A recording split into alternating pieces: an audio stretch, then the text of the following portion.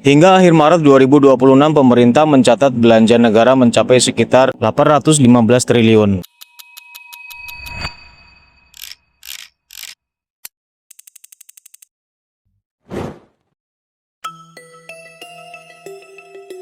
Meningkat lebih dari 31% secara tahunan.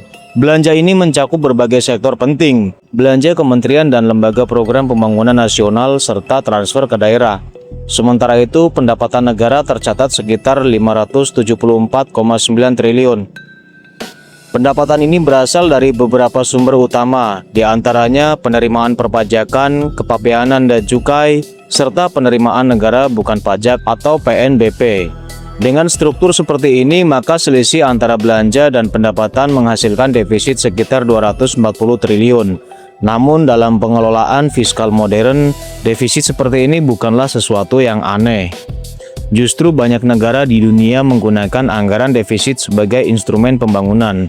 Artinya negara tetap menjaga aktivitas ekonomi berjalan, sambil memastikan program-program prioritas tetap terlaksana. Dalam penjelasannya di hadapan DPR, Menteri Purbaya menegaskan bahwa belanja negara memang dirancang merata sepanjang tahun.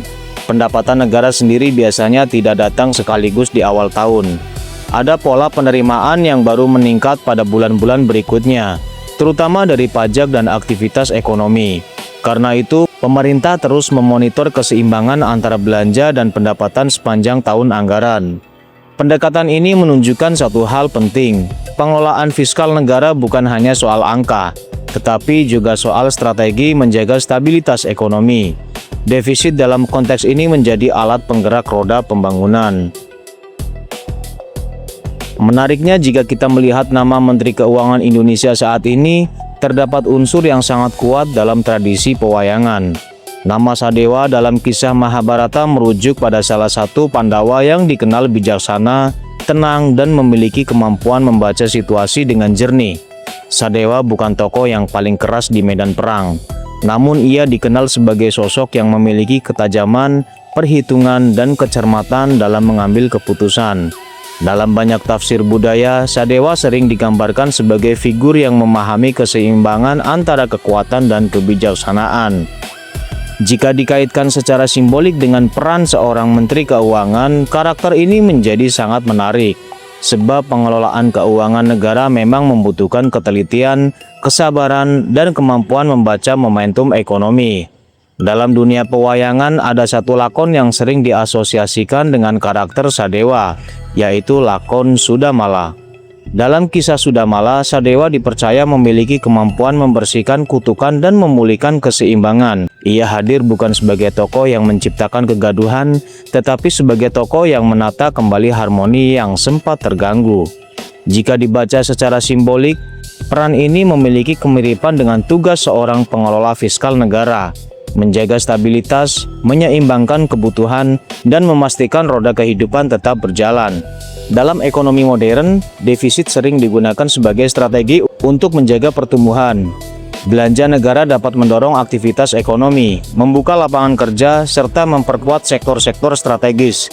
Karena itu, selama dikelola secara disiplin dan terukur, defisit tidak selalu berarti masalah. Justru ia bisa menjadi instrumen untuk menjaga daya tahan ekonomi nasional. Dan disinilah peran penting seorang pengelola fiskal. Seperti tokoh Sadewa dalam kisah pewayangan, perannya bukan sekedar bertindak cepat, tetapi membaca keseimbangan antara kebutuhan hari ini dan keberlanjutan masa depan. Angka defisit dalam APBN kuartal pertama 2026 mungkin terlihat besar. Namun dalam kerangka pengelolaan fiskal modern, hal ini adalah bagian dari desain kebijakan yang memang direncanakan. Negara tetap menjalankan pembangunan sambil menjaga stabilitas ekonomi nasional. Jika dibaca melalui simbol budaya, peran Purbaya Yudi Sadewa hari ini menarik untuk dikaitkan dengan lakon Sadewa dalam pewayangan.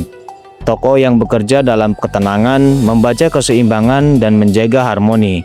Karena pada akhirnya, seperti dalam kisah-kisah lama Nusantara, keseimbangan sebuah negeri seringkali tidak hanya ditentukan oleh kekuatan besar, tetapi juga oleh ketelitian dalam mengatur setiap langkahnya.